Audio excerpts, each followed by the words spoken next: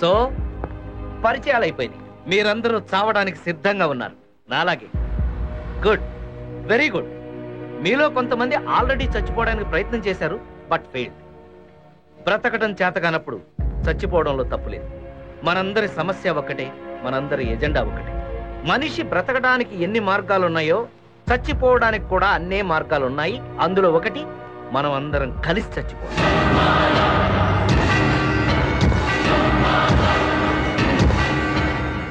వినడానికే కొత్తగా ఉంది కదూ. సమాజంలో కలిసి బ్రతకగాలేంది కలిసి చచ్చిపోతే తప్పేంటి? నేను చెప్పేది ఒక్కటే, పగతో ప్రతీకారంతో చావద్దు. ప్రేమతో ప్రణాళికతో చావుని కూడా ఒక పండగలాగా ఘనంగా జరుపుకుందాం. ఏంటి ఆలోచిస్తున్నారు? ఇంతకీ అందరూ కలిసి రావడం ఎలా సార్? అక్కడికే వస్తున్నా.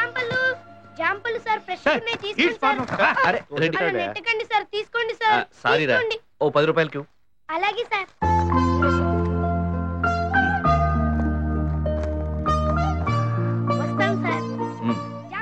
వాడిది బ్రతుకు కోసం పోరాటం, మనది చావు కోసం ఆరాటం. తీసుకో, తినవయ్యా, చచ్చేదాకా బతకాలిగా.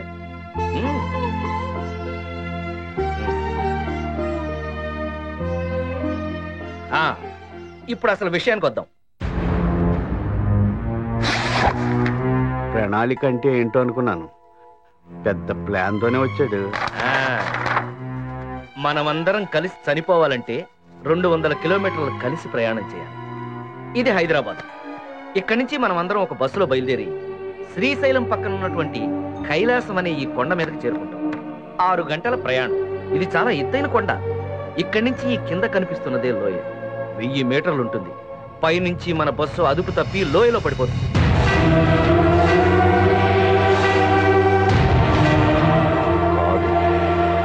మనమే పడేస్తాం.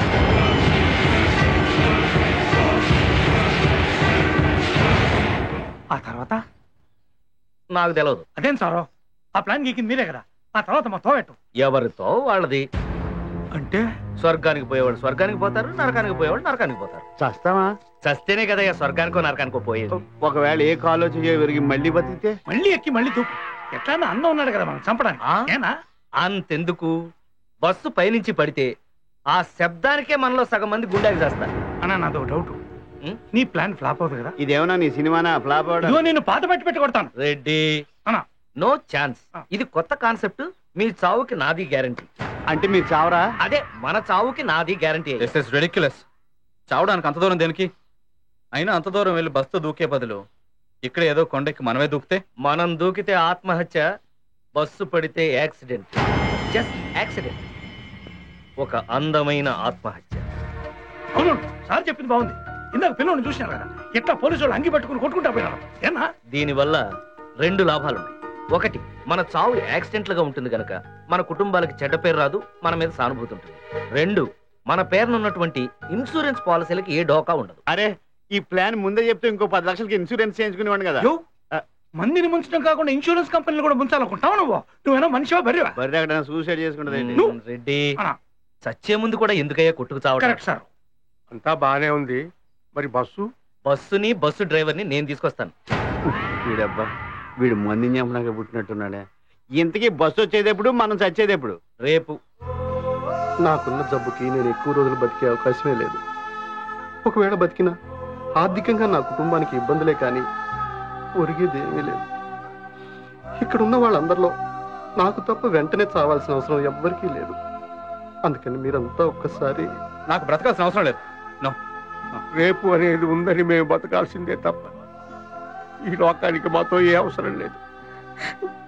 నాలాంటి దురదృష్టవంతురాలకి ఈ లోకంలో స్థానం లేదు.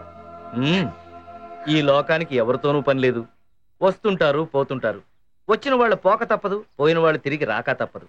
ఇక ఆత్మహత్య మంచిదా చెడ్డదా అన్నది ఇప్పుడు అనవసరం. ఎవరి కారణాలు వాళ్ళకున్నాయి. Any doubts? ఇంకేమైనా డౌట్స్ ఉంటే అడగండి, తీరుస్తా. ఇంకేందన్న డౌట్?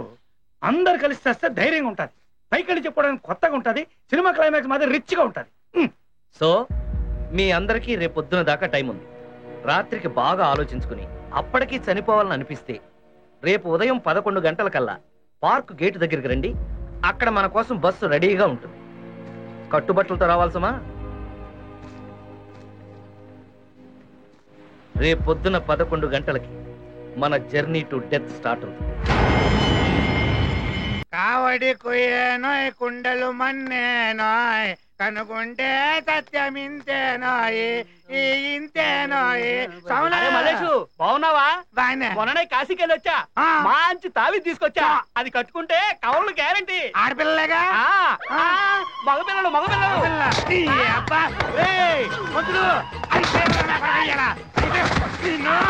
ఎంతమంది మోసం చేస్తారా?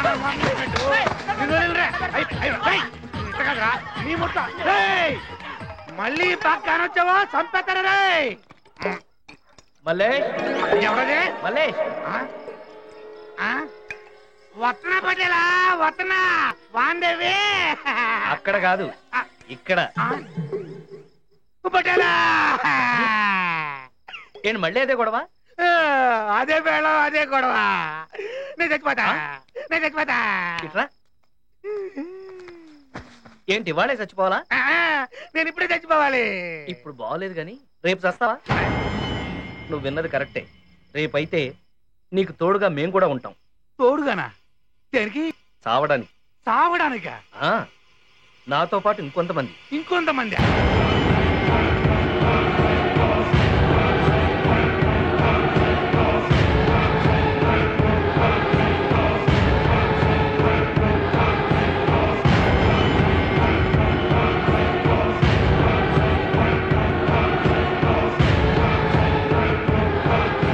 ప్లాన్ అర్థమైందిగా.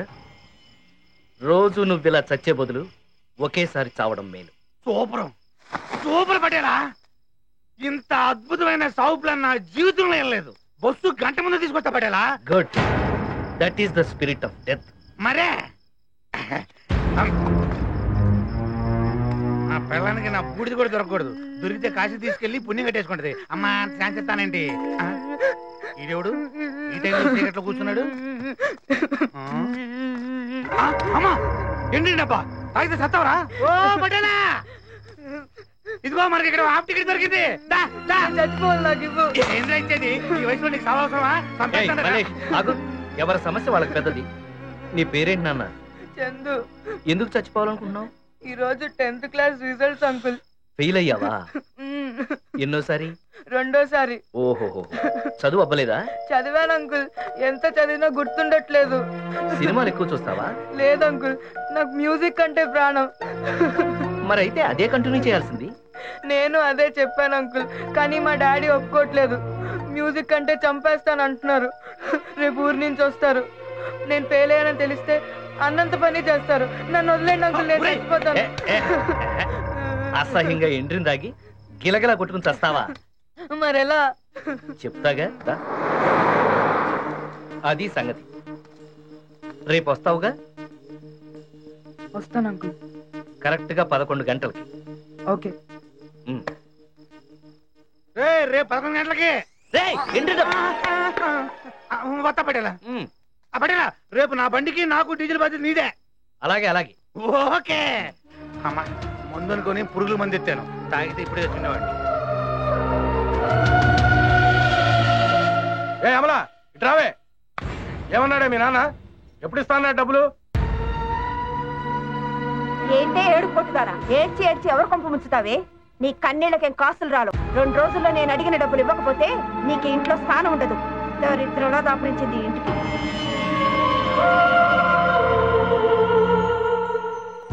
మీ అందరికీ రేపు పొద్దున దాకా టైం ఉంది.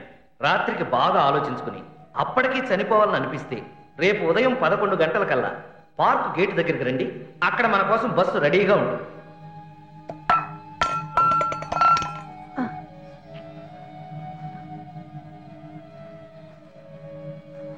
ఏమిటి ఇంకా పడుకోలేదు?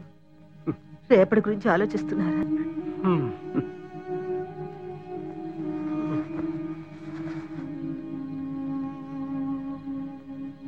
ఎక్కడికి? మంచినీళ్ళు తాగొస్తాం. ఏమండి, రేపు మీ తమ్ముళ్ళకి మీరు ఫోన్ చేస్తారా, నన్ను చేయమంటారా? అయినా ఇంకెన్నాళ్ళు ఈ ముసలాళ్ళకి సేవలు చేయాలి? ఇంకా నా వల్ల కాదు. మీ తమ్ముళ్ళు ఇద్దరు, ఒక ఆయన బెంగళూరులో, ఒక ఆయన ఢిల్లీలో ఉంటూ బాగానే తప్పించి తిరుగుతున్నారు. ఇక్కడేమో ఈ ముసలాళ్ళు ఇద్దరు ఇప్పుడప్పుడే చచ్చట్లు లేరు. అబ్బా ఏంటే నీ నస?